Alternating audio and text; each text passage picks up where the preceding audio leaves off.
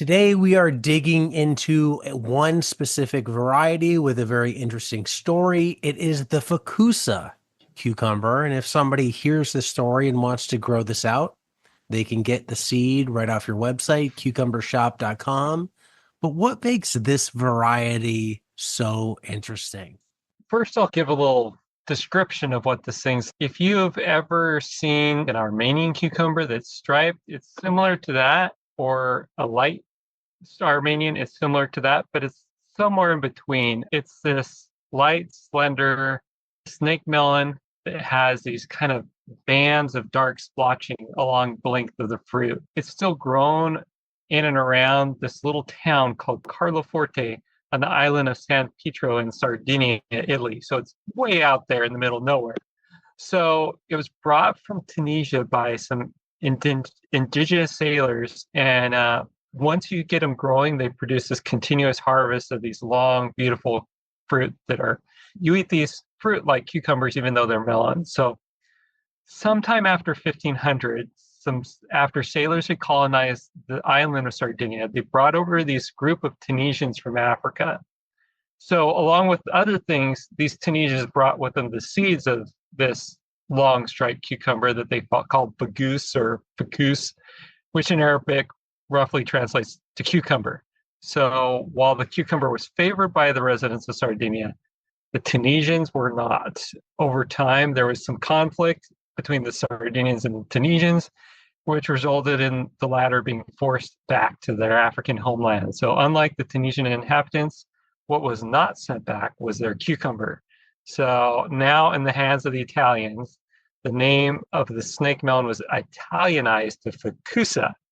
So, the main town on the island of San Pietro, Califorte, still offers this variety. You can find it from June through late August if you're happening to be traveling. But yeah, it took me quite a while to get the variety. I can tell that story if you'd like. Yeah, we'll get to that. For this variety, and I could probably ask this for all of them, but what are the odds the average American would stumble upon this at a farmer's market, in a grocery store, at a garden center, finding a transplant?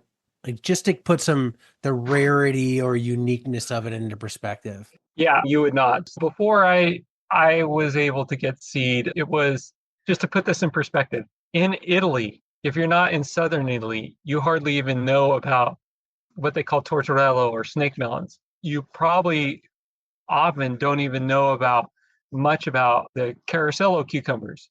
And this is rarer than both of those combined. So this is an exceptionally rare variety. And this is the number one variety that I have Italians buy from me because they can't get it.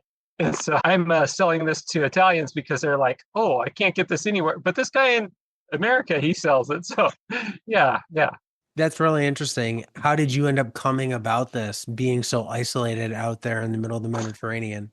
Yeah. So I happened to see this Facebook post in July of 2020, and then religious prayed and thought about it, really pondered how I could get some seeds. I felt I should join Instagram, which I avoided before then, but I felt I should. So I saw some posts about the variety on Instagram, and so July and August of 2020, I contacted some people, asked if they'd be willing to trade seeds because I have a lot of really rare varieties as well from the mainland, Italy.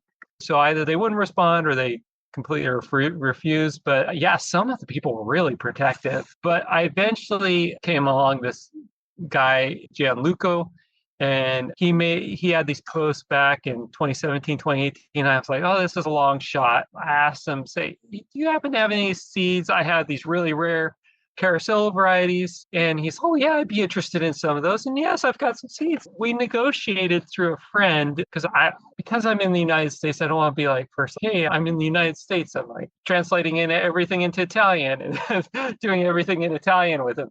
And so I worked through a friend to be able to have him send the seed through a friend, my friend Giuseppe. So he received our seeds in October. So right around October 1st.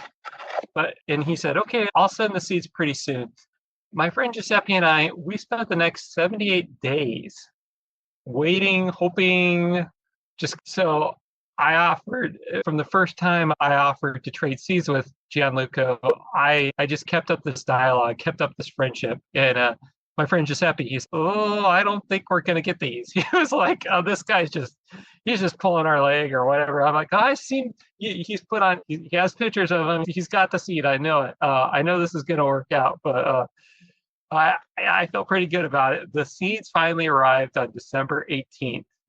So a little while, 70 days later, after they were told they were sent, I'm like, okay, so this is something I also do. I'm like, okay, my friend Giuseppe, you hold on to part of them just in case they don't make it. Don't send me all the seeds. Yeah. We can't do this again. I planted them out in spring of 2021, and by July of 2021, I was growing real good. And then, yeah, I grew them at several gardens just to make sure that I had some high quality isolated seed, and yeah, they grew pretty well.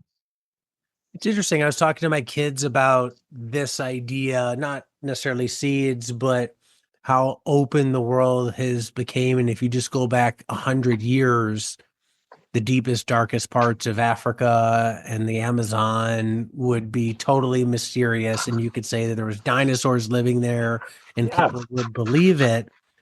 And so much of it's changed with it opening up with social media and the internet and all that.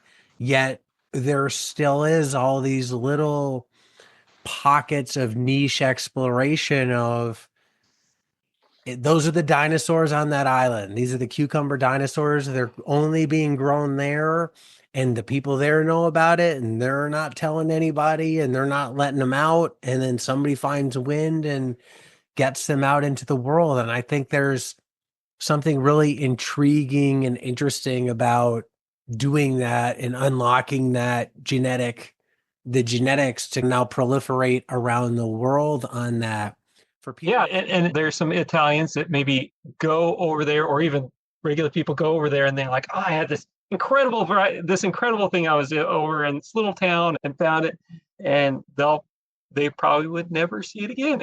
Having seen it. Yeah, and for people who want this seed or are interested in it, Facussa, Facusa, they can find that on your site, cucumbershop.com. In addition to just a great story, why would a gardener want to consider growing this variety? So first of all, you do need some space. They take up 4 to 6 feet of space unless you trellis them, but still they're gonna take up some space. But they're bitter free. They don't cause indigestion. They're one of the most gorgeous. For me, the color is just so pretty because you have this kind of light color, and then on top of the light color, you have this kind of not just stripes, but these kind of splotchy stripes, just beautiful. And then I have some that kind of twist and turn. They're Cucumis sativas variety flexuous, and flexuous kind of means like twisting and turning, and that's what they are. They're just really fun to grow. These take a little, depending upon what the population is, they take a little more time to grow than, and I probably wouldn't grow them in some place that's cold and rainy, but once you get them established, they're really fun, and a lot of people like them. And yeah, I would say if you were to your first cucumber melon, I'd probably try something a little easier. But if you've grown before recently or whatever, I can grow whatever. Yeah, these are great. They're bitter free. They don't cause indigestion. They're easy on the digestion, and they're really fun. Even if you like English cucumbers, these would be a good substitute for even those. So yeah, Get out at cucumbershop.com. thank you.